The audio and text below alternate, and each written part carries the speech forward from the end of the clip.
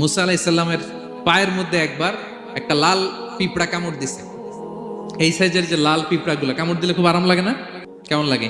হ্যাঁ, খুব ব্যথা করে, প্রচন্ড ব্যথা করে। তো মুসা আলাইহিস সালামের মেজাজ কি নরম না গরম? খুব তাড়াতাড়ি রেগে যেতেন উনি। এক এক নবীর এক এক অ্যাট্রিবিউটস ছিল। তো মুসা আলাইহিস সালামের পায়ের মধ্যে লাল পোকা, লাল পিঁপড়া কামড় দিছে, প্রচন্ড ব্যথা পাইতেছে আর ডলতেছে আর রেগে গেছে। রেগে তাকায় দেখে এদিকে লাল পিঁপড়ার বাসা, যে পা দিয়ে ডোলে সবগুলোরে মেরে ফেলছে।